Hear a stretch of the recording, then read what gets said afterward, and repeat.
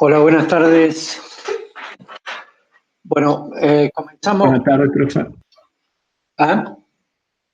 Buenas tardes. ¿Qué tal? Comenzamos con la presentación que habíamos dejado la clase pasada. ¿Se ve bien? Perfecto, profe. Ok. Sí, profe. Era diseño de sistemas de colada.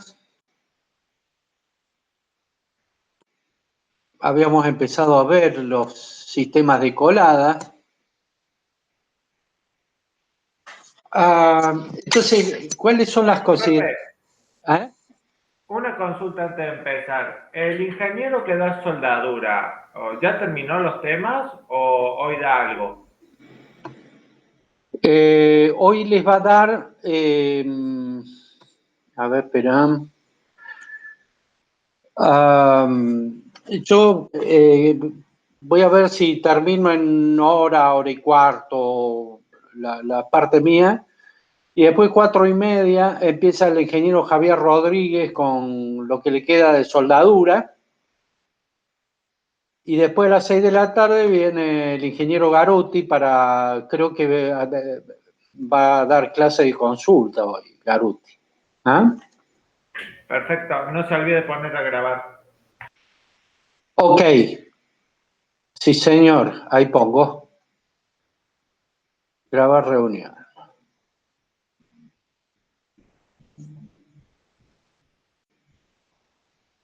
Bueno, ahí estamos. Entonces, perdón, entró un mensajito ahí. Ok.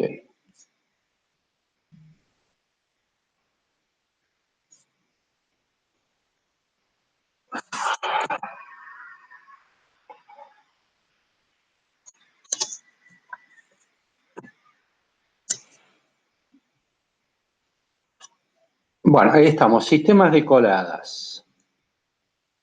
Hay que tener algunas consideraciones respecto del modelo. Hay que alimentar, cuando analizamos el modelo que vamos a fundir, tenemos que ver principalmente las partes más críticas, son las partes más gruesas de la pieza, ¿no? Para que se garantice una solidificación dirigida y que no quede dentro de esa parte más voluminosa el punto final de la solidificación, que habitualmente tiene defectos.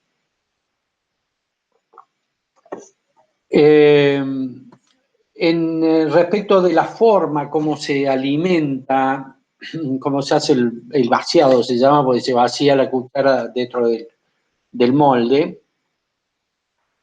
El vaciado no debe ser perpendicular a las partes del molde, generalmente es lateral, en forma lateral. ¿Ah? Los sistemas de alimentación se diseñan con ataques en los extremos de la pieza. Hay que ver cómo dimensionar esos canales, tanto en sección como en longitud. Deben ser lo más corto posible para evitar enfriamientos prematuros del líquido, que no enfríen en los canales antes de llenar la cavidad donde está la pieza, ¿verdad? La distancia mínima del canal de colada de ataque y de ataque es de 30 milímetros, 3 centímetros. Una longitud del canal de colada después del canal de ataque de 50 milímetros para evitar las turbulencias. Porque ahí tenemos cambio de dirección de flujo, muchas veces hacia 90 grados, y ahí se pueden generar turbulencias entre el canal de colada, que viene bajando verticalmente, y el canal de ataque, que es el que ingresa hacia la cavidad de la pieza. Ese es horizontal. El posicionamiento de los canales de colada deben estar lejos de las zonas calientes y de las paredes de la caja del moldeo. No tienen que estar pegados a las paredes de la caja de moldeo, de la de arriba y la de abajo, sino tienen que estar separados, como mínimo también 30 milímetros de la pared, ¿no? Y en principio, el sistema de alimentación debe pesar más o menos un 15%, este sistema de alimentación debe pesar un 15% de la pieza y la mazarota juntos.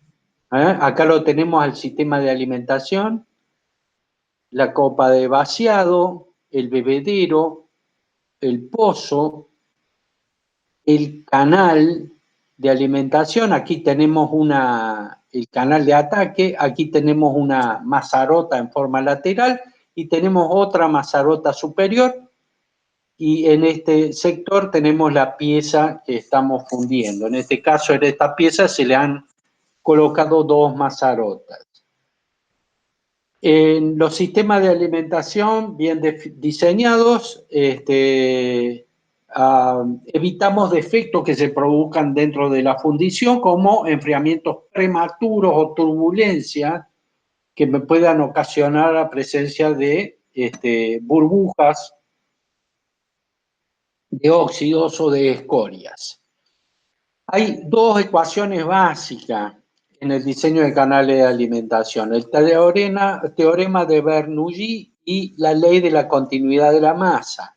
El teorema de Bernoulli está basado en que con una corriente uniforme, la altura de la presión, aquí esta P es la presión, esta es la densidad y la fuerza de la gravedad, la altura de la velocidad y la altura de la posición geométrica, la suma tiene que ser constante. Se basa en el principio de la conservación de la energía, relaciona presión, la P de presión, velocidad, la velocidad del fluido a la cual se mueve el metal líquido, y la elevación del fluido, la altura de elevación a cualquier punto del sistema. Y las pérdidas por fricción, esta F, vendría a ser las fuerzas de fricción que se oponen al normal movimiento del líquido. Pero tenemos que ver la forma de simplificar esta ecuación. Si es constante la suma de todas estas alturas, entonces a una determinada altura es el mismo valor que para otra altura con sus correspondientes presiones y velocidades, ¿verdad? Para simplificarlo, primero vamos a ignorar la pérdida por fricción. Vamos a suponer que no tenemos fricción en el sistema.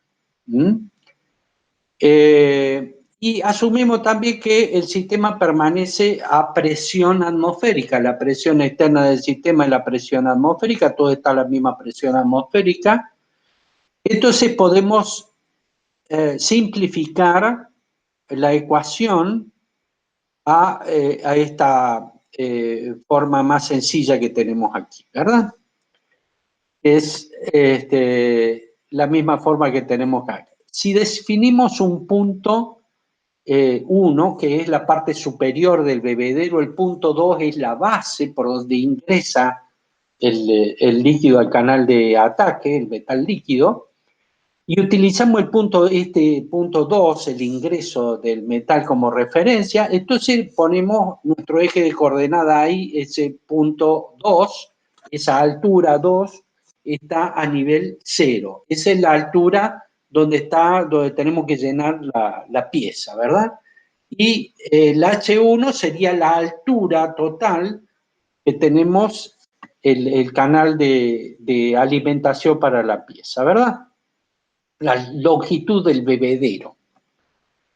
Cuando se vierte metal en la copa de vaciado, fluye hacia abajo, la velocidad inicial en la parte superior empieza siendo 0, el metal está estanco arriba y se va acelerando a medida que va cayendo.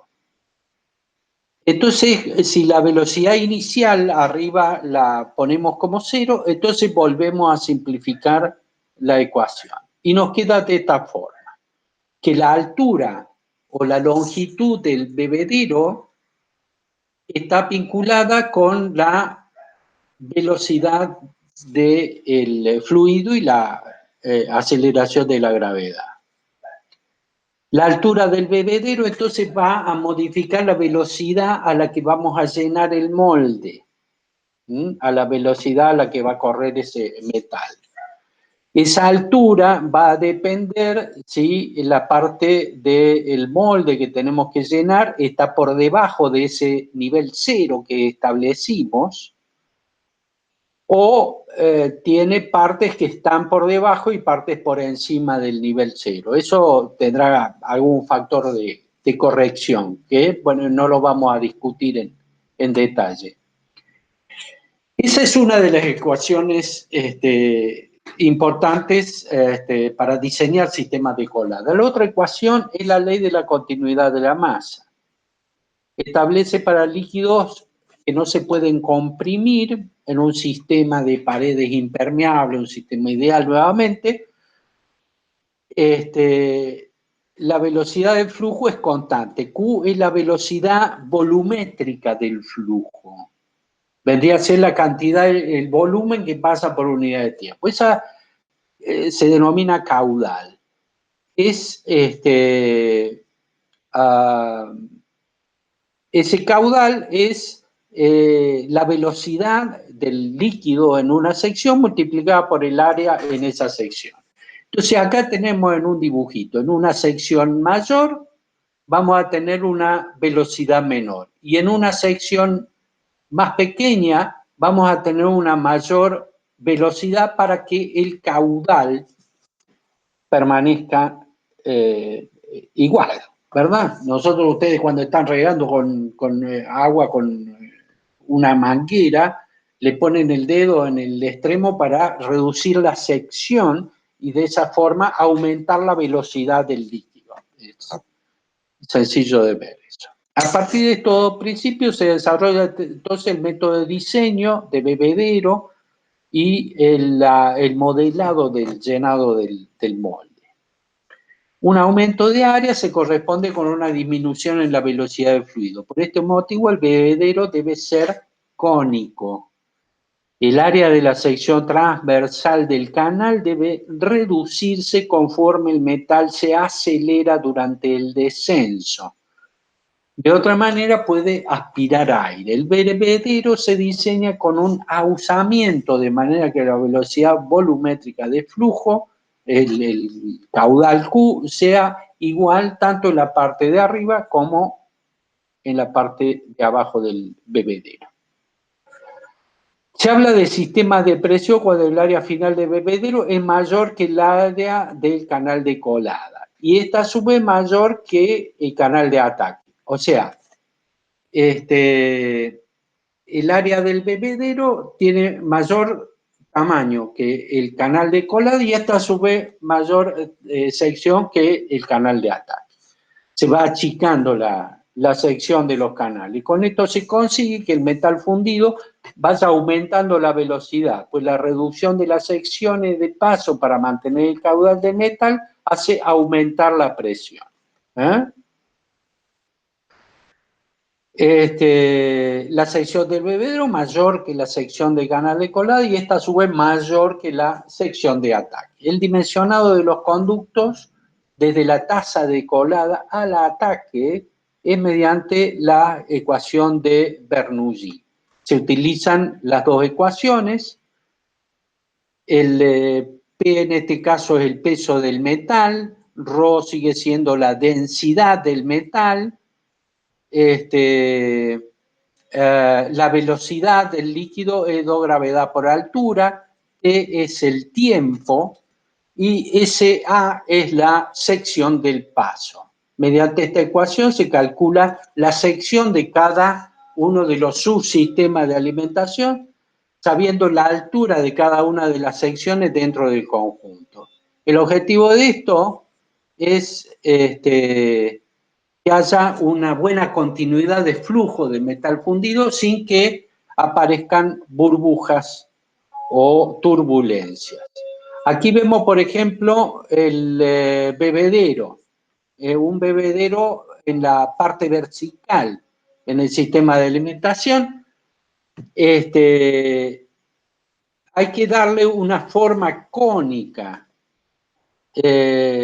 de modo que se vaya achicando la sección hacia abajo y vaya aumentando la velocidad. Por ejemplo, en un chorro de agua que cae de una canilla, el área, la sección transversal de la corriente naturalmente va disminuyendo a medida que el agua va ganando velocidad. Si nosotros de la misma manera diseñamos un bebedero con una sección transversal de área constante y vertemos el metal líquido en su interior, va a haber algunas partes donde el metal se va a despegar de las paredes y ahí se va a succionar algún tipo de gases que van a producir burbujas y turbulencia. Entonces, por esto la sección tiene que ir acompañando este movimiento natural del fluido. A causa si la sección fuera constante, vamos a encontrar en las partes más inferiores que va a haber como un efecto de succión, un efecto Venturi de succión de burbujas de aire, ¿verdad? En la práctica, la entrada al bebedero tiene que ser un 20% mayor de área para optimizar el tiempo de llenado y la velocidad del flujo. Tenemos un 20% de sección más en la parte superior que en la parte inferior. Aquí tenemos en la parte de arriba la taza tiene diferentes diseños. A veces la taza tiene un diseño con una cavidad donde se tranquiliza el líquido, donde se pueden quitar por ahí los óxidos superficiales y después ingresa al canal de alimentación. Y en general la tasa de colada es de forma cónica, la forma más común. En ciertos casos puede no ser conveniente porque es difícil controlar la velocidad de flujo y en esos casos hay que cambiarle el diseño, como les dije, alimentando primero una cavidad y de ahí que vaya cayendo el líquido en forma tranquila. Bueno, el pozo de colada es el que está en el fondo del bebedero, ¿ves? Está la taza, que es la que está arriba, el bebedero, y el bebedero cae en este pozo de colada. Aquí hay un cambio de sección. Ustedes ven que el bebedero se va achicando en sección. Y acá hay un cambio de dirección. Viene de forma vertical y pasa a forma horizontal. Ahí está el pozo de colada, es la parte de unión entre el fondo del bebedero y el canal de la colada que alimenta la cavidad donde está la pieza. Recibe al metal líquido con mucha velocidad, tiene que tranquilizar al líquido para que fluya con un flujo lo más laminar posible, para llenar la cavidad del molde. Un diseño muy usado es un cilindro cuya área de este cilindro es unas 5 veces el área del canal de alimentación, en la parte de abajo, y la altura de ese cilindro es aproximadamente el doble que la altura del canal de colada. El canal de colada, que después puede tener diferentes canales para atacar, para ir llenando la pieza por diferentes sitios, distribuyen horizontalmente este metal fundido hasta la cavidad del molde. Normalmente estos canales son horizontales, pero también pueden ser verticales o pueden tener ciertos ángulos de inclinación. Generalmente se localizan en la línea de partición para cajas que tienen dos partes, ¿verdad? Que esto facilita cómo se va llenando el modelo y cómo se puede extraer posteriormente el modelo. El número de canales que vamos a tener para colada va a depender de las dimensiones de la fundición. Empiezan muy pequeñas, de poco volumen, se puede alimentar con un solo canal de colada y ataque, pero puede haber más canales en la medida que aumente el tamaño de la pieza. A ver. ¿Me están escuchando bien, che? ¿Alguno? Porque he recibido un mensajito acá en el WhatsApp, no sé si se me habrá cortado la señal. No, profesor, No, profe, está bien. lo que pasa es que yo no escuchaba, pero era problemas míos. Ah, bueno, ok. ¿Ya está solucionado? Gracias. Sí, gracias, profe. Ok, listo. Bueno, la longitud de estos canales entonces tampoco debe ser excesiva para que el material no solidifique antes de llenar la cavidad donde está la pieza, ¿verdad?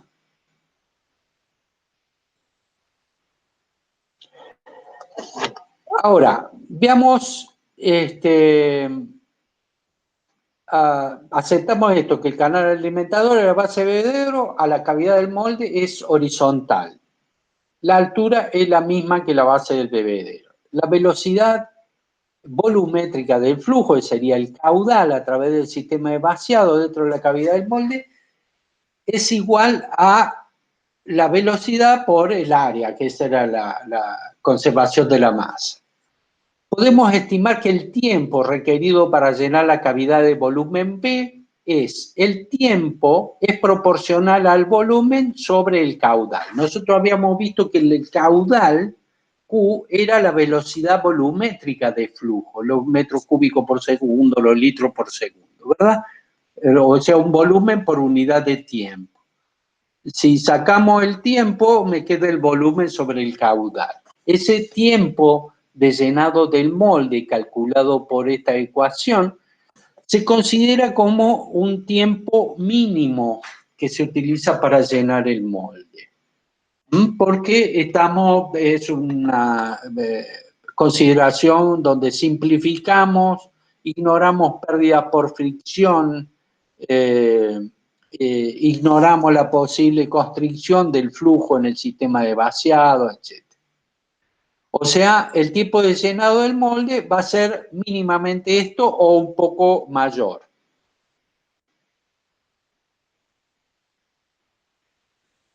Otro factor a considerarse para el movimiento de los fluidos es la turbulencia. La turbulencia se mide con el número de Reynolds.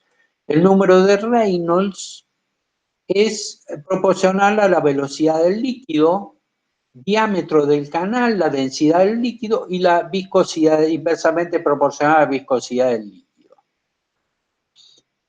Para evitar turbulencia, lo que tenemos que hacer es evitar cambios repentinos, cambios bruscos, cambios súbitos, cambios de, por ejemplo, nosotros estamos generando cambios de un canal alimentador vertical a otro canal horizontal, un canal de ataque horizontal. Entonces esos cambios me pueden provocar ciertas turbulencias. Tenemos que tener cuidado con no subir mucho este número de Reynolds.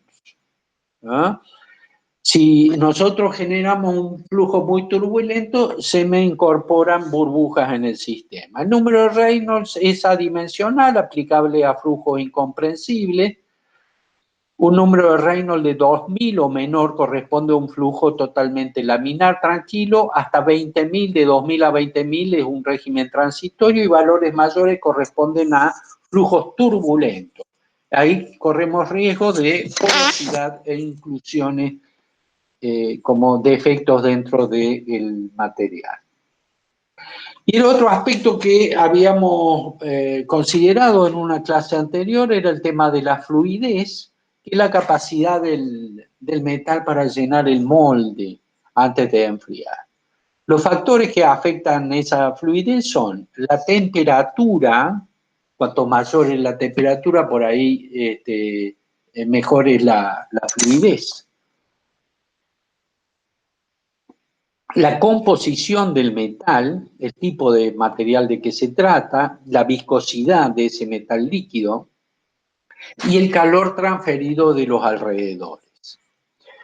Entonces, un sobrecalentamiento del líquido me va a favorecer la fluidez siempre, pero tiene otros inconvenientes, que son la formación de óxido. Cuanto mayor es la temperatura, mayor es el riesgo de porosidad gaseosa y que el metal líquido penetre en los espacios entre los granos de anela de molde que quedan incorporados a la superficie de la pieza, deteriorando el aspecto y haciendo una superficie más abrasiva que lo normal. Esta otra regla de Zvorinov, ya la habíamos visto también en la clase anterior. La composición y las velocidades de enfriamiento del metal fundido afectan el tamaño y la forma de los granos y de las dendritas en la aleación que está solidificado. Eso lo hemos visto. Tanto la presencia de aleantes o metales puros, las velocidades a las que se enfría, me cambia el tamaño de grano, me cambia de granos equiaxiales a granos columnares, y eso me afecta la estructura y las propiedades mecánicas de la pieza. A su vez, el tamaño y la estructura de los granos y las dendritas influyen en las propiedades de la fundición una vez que ha solidificado. El tiempo de solidificación que me va a afectar este tamaño de grano y esta propiedad mecánica está en función del volumen de la fundición y de la superficie. Cuanto mayor es el volumen de la fundición, mayor va a ser el tiempo que va a demorar en solidificar. Pero el área, cuanto mayor sea el área, más rápido se va a enfriar la fundición. Supónganse un volumen, una pieza esférica, en forma de un volumen esférico, va a demorar una X cantidad de tiempo, supongamos 1 hora. Esa misma pieza, si nosotros la aplastamos haciendo un disco, el volumen va a ser exactamente el mismo, pero la cantidad de superficie es muy superior. Si hacemos un disco de 1 centímetro de espesor, eso va, al tener mayor área, para el mismo volumen tiene mayor área, entonces el tiempo de solidificación va a ser mucho más rápido y el tamaño de grano resultante va a ser menor, va a ser pequeño. ¿Mm? La regla de Chorin-Borinov nos decía que el tiempo de solidificación es una constante que depende del material del molde, las propiedades del material, la temperatura, multiplicado por el volumen, dividir el área de la pieza que estamos fundiendo, elevado a un coeficiente n, cuyo valor está entre 1,5 y 2. Normalmente se utiliza 2. Este cociente de volumen sobre área se denomina también módulo de enfriamiento. Cuanto mayor es el módulo de enfriamiento, demora más tiempo en solidificar. Este concepto lo vamos a utilizar enseguida. Lo vamos a utilizar al hablar de las mazarotas. ¿Dónde deben ir ubicadas las mazarotas? Las mazarotas se colocan sobre partes más densas, las partes más voluminosas de la pieza a fabricar, en las cuales corremos riesgo de que la solidificación sea lenta y se formen rechupes y defectos. Los rechupes se forman en los puntos de la pieza que enfrían al último. Como son las partes más densas, estos engrosamientos locales, nudos, articulaciones de paredes, también los puntos de la pieza de las que se dificulta la extracción de calor. Allí es donde tenemos que sacar el metal que solidifique afuera en una mazarota.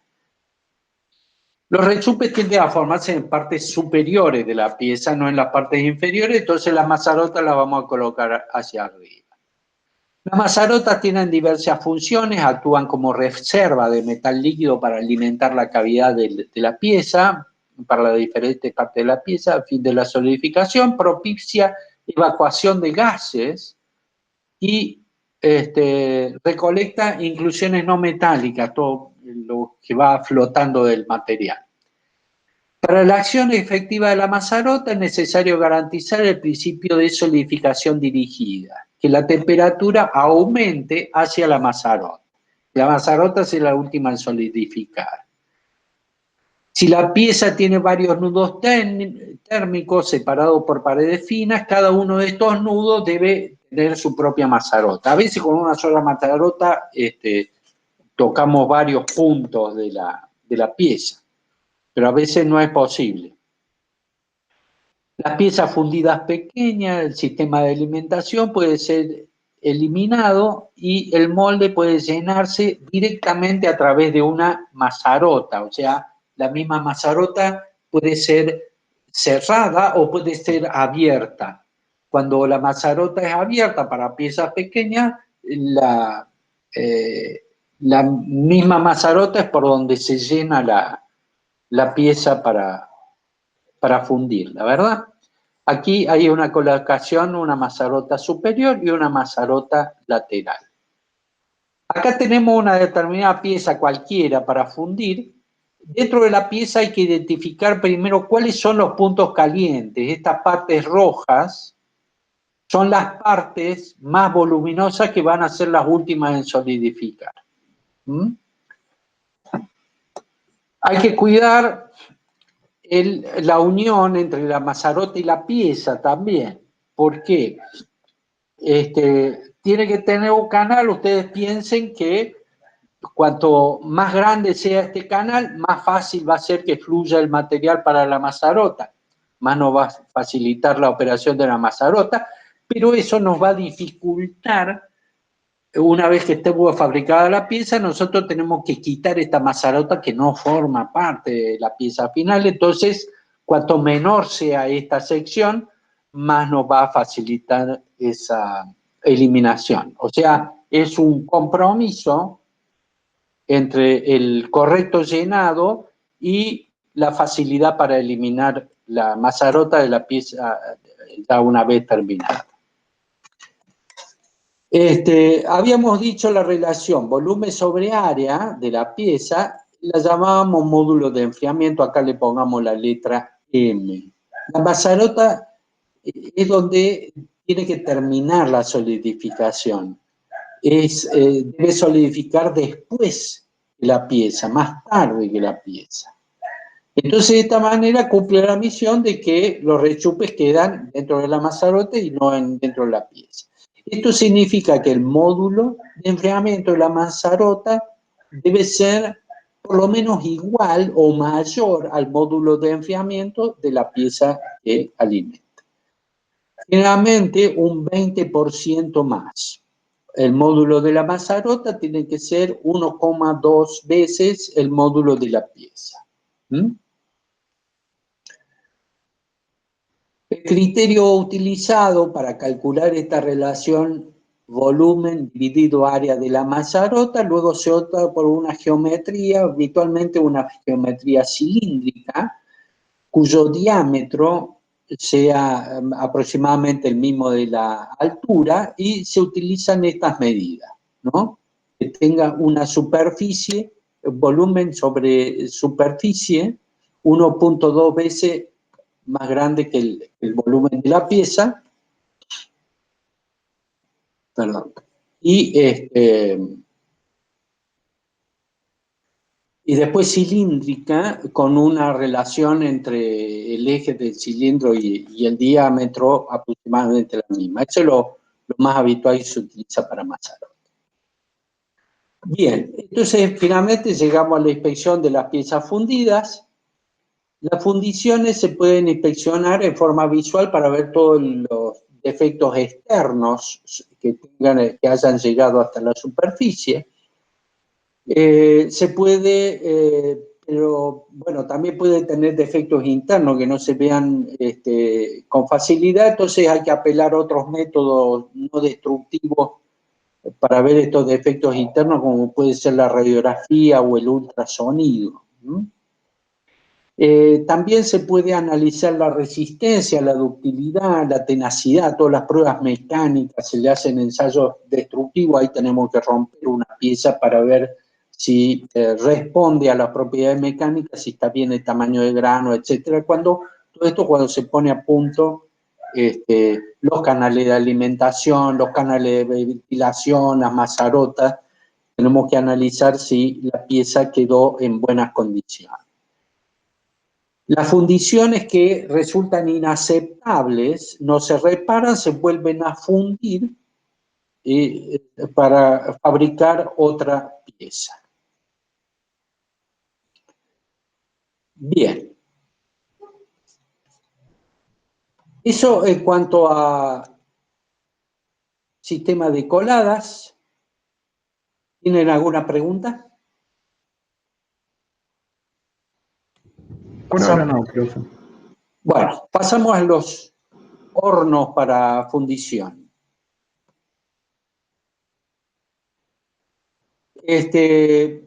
Bueno, esta imagen ya la habíamos visto, el calor que hay que entregar para calentar el metal, para fundirlo primero y después llevarlo, subir la temperatura un poco más hasta la temperatura de colada. Todos los metales son diferentes, porque tienen diferentes temperaturas, pero no solamente por eso, sino también porque tienen diferentes comportamientos, tienen diferentes fluidez, tienen diferente afinidad por el oxígeno del aire, por ejemplo, o por el hidrógeno, como el aluminio. Entonces, todas estas propiedades van a hacer que estos metales deban ser fundidos en diferentes tipos de horno. Los tipos de hornos que se usan para fundir metales varían mucho dependiendo de la capacidad, el diseño, de hornos pequeños, de crisoles pequeños, como se pueden fundir en una joyería por ahí, tienen unos pocos gramos, o hornos para pieza de menos de 1 kilo, por ejemplo, hasta piezas que tengan varias toneladas. Hay que ver las necesidades de fundir la aleación lo más rápido como sea posible, hay que subirle la temperatura con el menor costo de energía posible. Pero también necesitamos que se mantenga la pureza de la carga, la composición de la aleación. Por ahí nosotros calentamos una determinada aleación a alta temperatura y hay determinados componentes que reaccionan con el aire y se pierden. Entonces, con el tiempo que el metal líquido esté en contacto con el aire, por ahí puede alterarse su composición. Depende también la cantidad que fundamos de la producción que se requiera, del costo de operación del horno y de lo que es la interacción entre el combustible y los productos de combustión con el metal que estamos fundiendo. Ya lo vamos a ver. Por ejemplo, hornos que utilizan combustibles, en los hornos metalúrgicos hay hornos que utilizan combustible y hay otros hornos que son eléctricos, utilizan electricidad como energía. Los que utilizan combustible, a veces el combustible está en contacto directo con el metal. Otras veces el combustible no tiene un contacto directo con el metal, pero sí los productos de combustión están en contacto con el metal. Y después hay otra forma donde el producto combustible no tome contacto ni en forma directa ni a través de sus gases, de su producto de combustión, con la superficie del metal que se está fundiendo. Dentro de los hornos eléctricos tenemos algunos que son por arco eléctrico, otros a base de resistencia y otros de inducción. Ya vamos a ver un poco todos estos tipos de hornos. Primer tipo de horno, donde el combustible está en contacto directo con el metal. Estos son los hornos de cubilote, son parecidos a un alto horno, pero en un tamaño más chico. Colocamos el metal dentro del horno, el metal colocamos piedra caliza y colocamos de combustible carbón coque.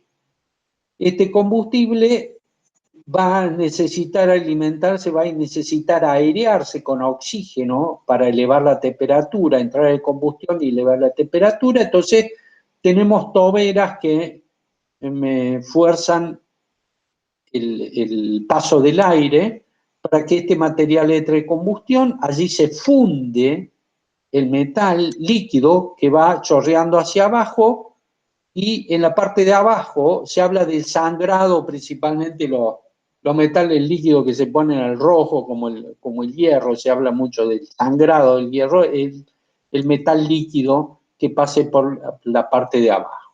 Algunas escorias que son retenidas en una parte un poco más arriba. Y por acá tenemos la chimenea para el escape de gases y tenemos una puerta para ir alimentando el horno con la carga. Las fundiciones de hierro se obtienen habitualmente en horno de cubilote. Por ejemplo, habíamos visto que del alto horno sale un material que se llama arrabio. Arrabio tiene alto contenido de carbono, es muy parecido a lo que es la fundición de hierro, pero no es lo mismo. Entonces, ese arrabio se utiliza como una de las cargas de metal para el horno de cubilote en la fundición. Pero eso se va mezclando también con algunas chatarras le modifiquen, le bajen un poco el contenido de carbono a esa fundición. Una consideración importante es que ese carbón del coque se va a incorporar en el hierro líquido y va a aumentar el contenido de carbón del hierro líquido. Entonces, esto con el hierro combina bien para las fundiciones, pero no en todos los metales podemos hacer esto porque estaríamos contaminando los otros tipos de metales. Lo que tiene este horno de cubilote es que es muy económico. Esa es la gran ventaja y por lo tanto se lo utiliza mucho. Ahí tenemos algunas imágenes de horno de cubilote, donde está la carga, el sangrado del metal, se recoge la fundición líquida en alguna cuchara. Ahí también tienen, ¿ve? En esta parte está la aireación, en la parte más superior está la carga, y en la parte de abajo se recoge el metal fundido. Después hay otros hornos Profe, donde el combustible, sí, ahí a donde sale el metal líquido, ¿tiene como una onda cortita para abrir o sale a medida que se funde? sale a medida que se funde. En general sale a medida que se funde, no suele tener compuerta. Profe, y lo que decía, digamos, que se junta con el carbono, ¿hay alguna forma de evitar eso?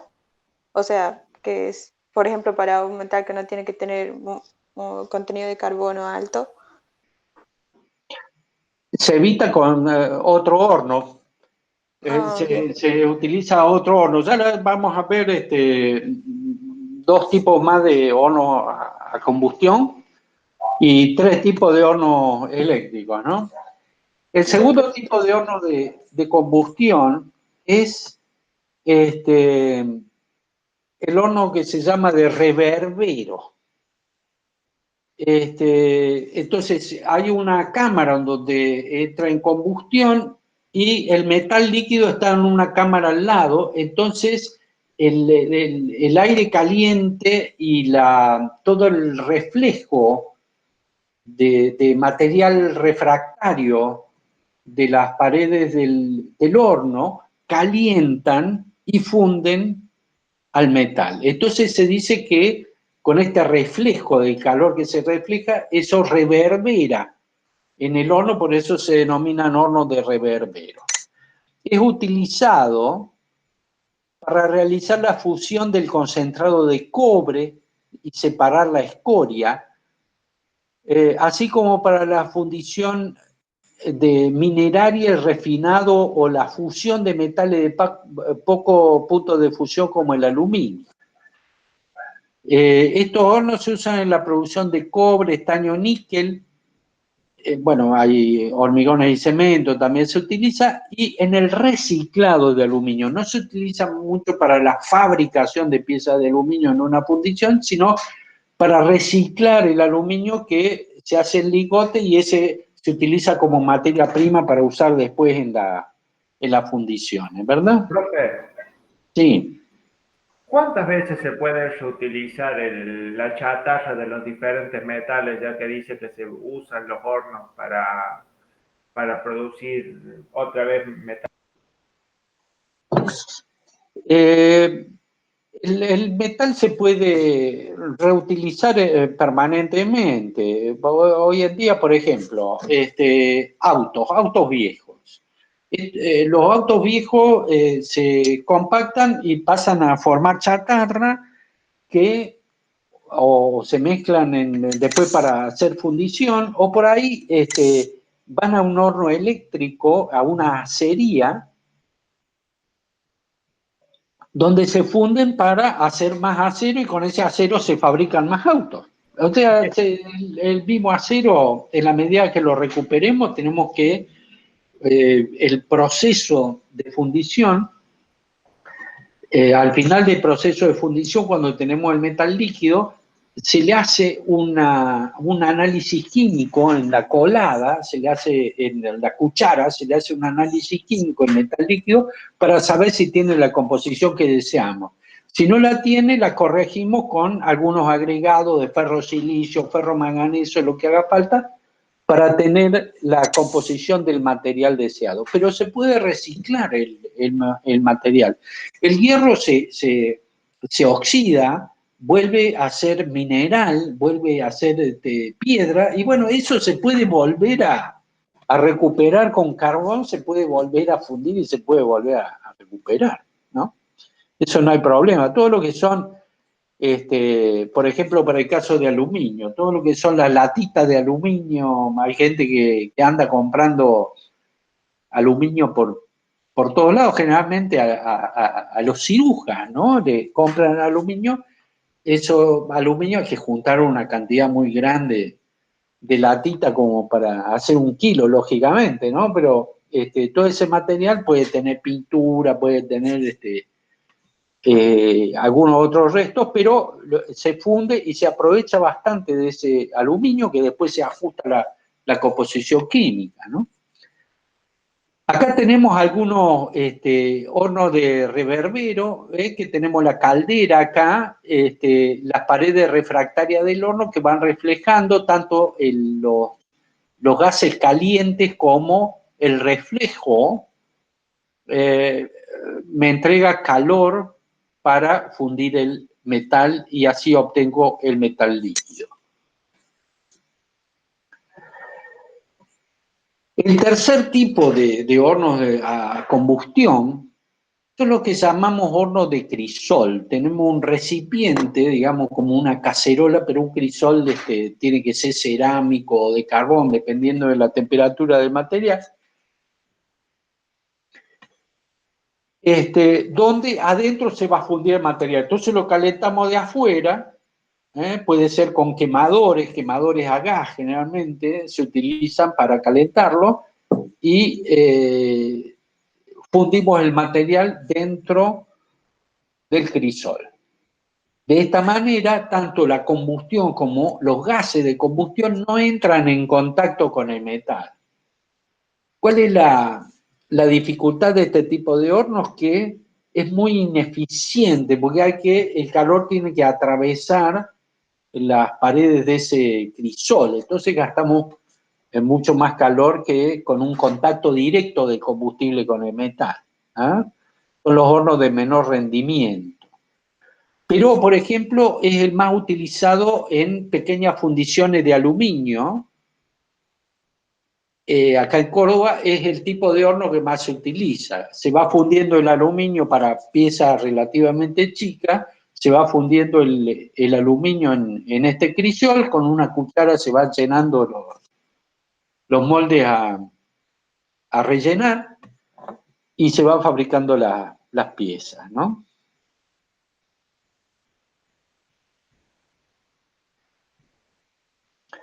Acá tenemos algunos hornos de crisol, se utilizan sobre todo para metales no ferrosos, punto de fusión menor a 1000 grados centígrados, como el caso del aluminio que les decía recién.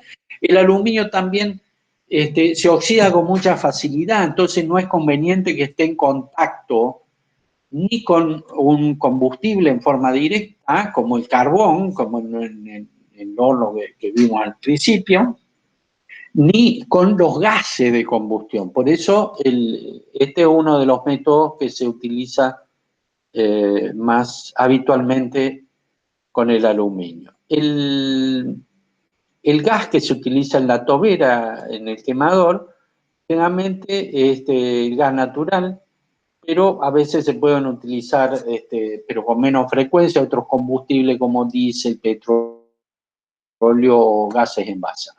Acá tenemos a la izquierda una tobera con un quemador donde ese gas se está quemando y va calentando el crisol para fundir el metal y los gases se sacan para que no tenga contacto ni el combustible ni los gases de combustión tengan contacto con el metal que se está fundiendo. Después de los hornos estos a combustible tenemos los hornos eléctricos. Esto es una mufla con material refractario y con resistencia, ya lo vamos a ver. Los hornos eléctricos hay de ese tipo, de tipo mufla, hay también hornos eléctricos de arco voltaico, por ejemplo, lo que se utilizan en las acerías para fundir la chatarra, son estos tipos de 3 electrodos de grafito que hacen saltar un arco, son como grandes electrodos, como una soldadura gigante, digamos, ¿verdad? Que pasa mucha corriente y logramos fundir todo el metal en su interior. Después que fundimos toda la chatarra, dentro de esa misma chatarra, lógicamente, puede haber restos de otros materiales que pasarán a formar parte de la escoria y después se ajusta, que la escoria se elimina y después se ajusta la composición química, ¿verdad? También hay hornos donde los electrodos no salta el arco directamente sobre el metal, pero son menos eficientes.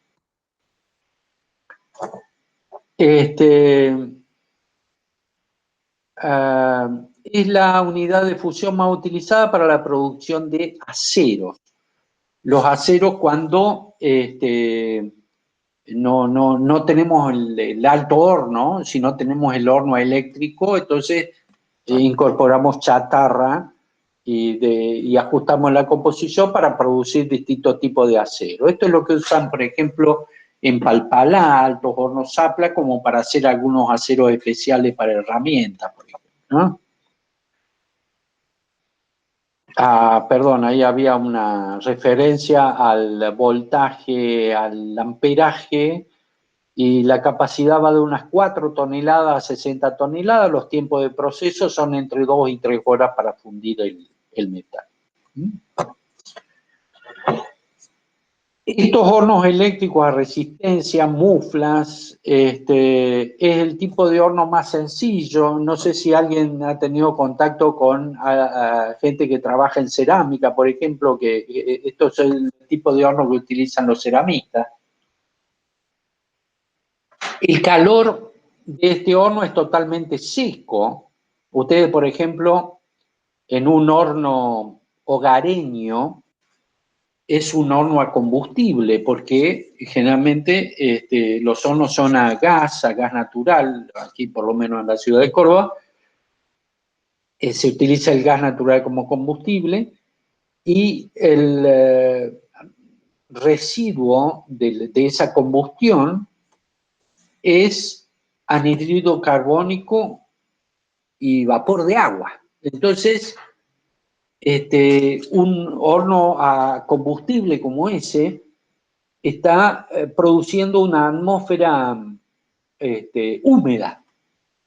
Hay determinados productos, como la cerámica que les comentaba, que se afectan, les hace daño esa humedad. Entonces necesitamos, en esos casos, un calor seco.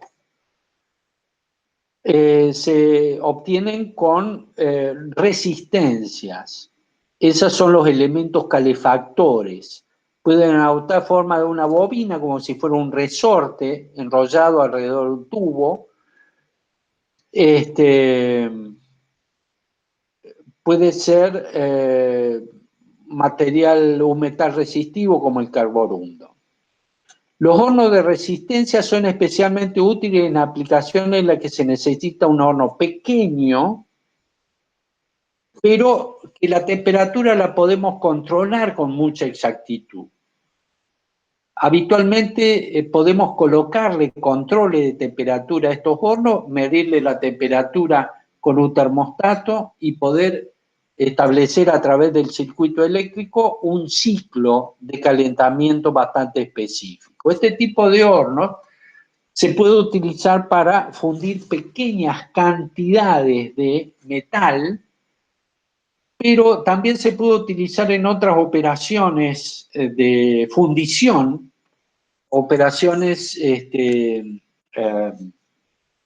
aledañas a la fundición del metal en sí, como puede ser la cera perdida. Se utilizan este tipo de hornos eléctricos para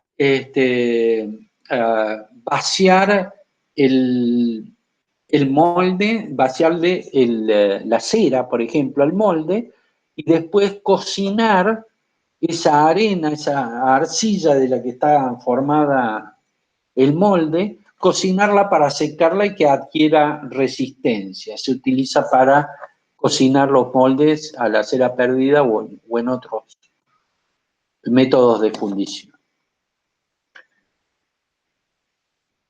Aquí tenemos hornos eléctricos a resistencia. Las resistencias están alrededor del metal que tenemos que fundir. A veces lo hacemos con un crisol en forma similar a lo que hacíamos recién con los hornos de crisol, pero esos hornos eran a combustible. Acá la única diferencia es que la energía que estamos entregando es energía en forma eléctrica. Luego están los hornos eléctricos de inducción. Es un horno eléctrico en el que el calor es generado por la inducción eléctrica de un medio conductivo, un metal en un crisol. Nosotros lo que vamos a fundir tiene que ser también conductor y tiene que ser metálico, si no, no alcanzamos a levantar la temperatura. Este tipo de horno de inducción se utiliza no solamente para fundir metales, sino también se utiliza para hacer tratamiento térmico de metales y también se utiliza en algunos casos especiales de soldadura. ¿Ah?